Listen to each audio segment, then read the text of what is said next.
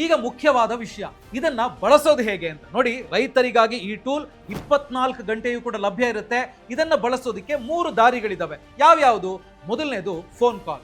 ನಿಮ್ಮ ಫೋನ್ನಿಂದ 155261 ನಂಬರ್ಗೆ ಡಯಲ್ ಮಾಡಿ. ಭಾರತಿ ಅನ್ನೋ AI ಅಸಿಸ್ಟೆಂಟ್ ಜೊತೆಗೆ ನೀವು ನೇರವಾಗಿ ಮಾತಾಡಬಹುದು. ಎರಡನೇದು ಮೊಬೈಲ್ ಆ್ಯಪ್. ಗೂಗಲ್ ಪ್ಲೇಸ್ಟೋರ್ನಿಂದ ಇದರ ಅಪ್ಲಿಕೇಶನ್ ಅನ್ನು ನೀವು ಡೌನ್ಲೋಡ್ ಮಾಡಬಹುದು. ಇನ್ನು ಮೂರನೇದು ವೆಬ್ಸೈಟ್ vistar.da.gov.in ಸ್ಕ್ರೀನ್ ಮೇಲೆ ನೀವು ನೋಡ್ತಾ ಇರಬಹುದು. ಈ ಲಿಂಕ್ ಮೂಲಕವೂ ಕೂಡ ಮಾಹಿತಿಯನ್ನ ಪಡಿಬಹುದು. ಇದು PM ಕಿಸಾನ್ ಆಪ್ ನಲ್ಲೂ ಕೂಡ ಲಭ್ಯ ಇರುತ್ತೆ.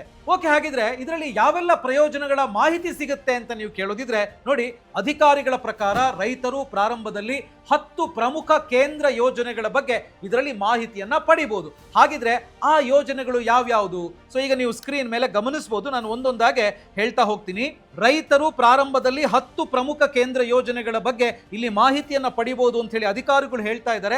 ಅದ್ಯಾವ್ದು ಅಂತ ಹೇಳಿ. ಮೊದಲನೇದು PM ಕಿಸಾನ್, ಎರಡನೇದು PM ಫಸಲ್ ಬಿಮಾ ಯೋಜನಾ PMFBY, ಮೂರನೇದು ಮಣ್ಣಿನ ಆರೋಗ್ಯ ಕಾರ್ಡ್ SHC ಅಂತ ಹೇಳ್ತೀವಿ, ನಾಲ್ಕನೇದು ಮೋಡಿಫೈಡ್ ಇಂಟ್ರೆಸ್ಟ್ ಸಬ್ವೆನ್ಷನ್ ಯೋಜನೆ, ಐದನೇದು ಕೃಷಿ ಯಾಂತ್ರೀಕರಣದ ಉಪಮಿಷನ್, ಆರನೇದು ಪರ್ ಡ್ರಾಪ್ ಮೋರ್ ಕ್ರಾಪ್, ಏಳನೇದು PM ಕೃಷಿ ಸಿಂಚಾಯಿ ಯೋಜನೆ, ಎಂಟನೇದು PM ಅನ್ನದಾತ ಐ ಸಂರಕ್ಷಣಾ ಅಭಿಯಾನ್, ಒಂಬತ್ತನೇದು ಕೃಷಿ ಮೂಲಸೌಕರ್ಯ ನಿಧಿ ಮತ್ತು 10ನೇದು ಕಿಸಾನ್ ಕ್ರೆಡಿಟ್ ಕಾರ್ಡ್. ಸೊ ಈಗ ನೀವು ಕೇಳ್ಬೋದು, ನಮ್ಮ ಕನ್ನಡದಲ್ಲೂ ಕೂಡ ಇದು ಸಿಗುತ್ತಾ ಅಂತ. ಸಿಗುತ್ತೆ, ಆದ್ರೆ ಇಲ್ಲಿ ಒಂದು ವಿಷಯ ಗಮನಿಸಬೇಕು.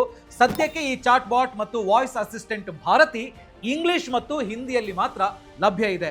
ಮಹಾರಾಷ್ಟ್ರದಲ್ಲಿ ಅಂದ್ರೆ ಮರಾಠಿಯಲ್ಲಿ ವಸುಧಾ ಮತ್ತು ಗುಜರಾತ್ನಲ್ಲಿ ಸರ್ಲಾಬೆನ್ ಹೆಸರಿನಲ್ಲಿ ಸಿಗ್ತಾ ಇದೆ. ಆದ್ರೆ ನಮ್ಮ ಕನ್ನಡದ ರೈತರಿಗೆ ಒಂದು ಸಿಹಿ ಸುದ್ದಿ ಏನಂದ್ರೆ, ಮುಂದಿನ 3 ತಿಂಗಳಲ್ಲಿ ಕನ್ನಡ, ತಮಿಳು, ಬಂಗಾಳಿ ಭಾಷೆಗಳಲ್ಲೂ ಕೂಡ ಇದು ಲಭ್ಯವಾಗಲಿದೆ. Boss Vala, B the boss.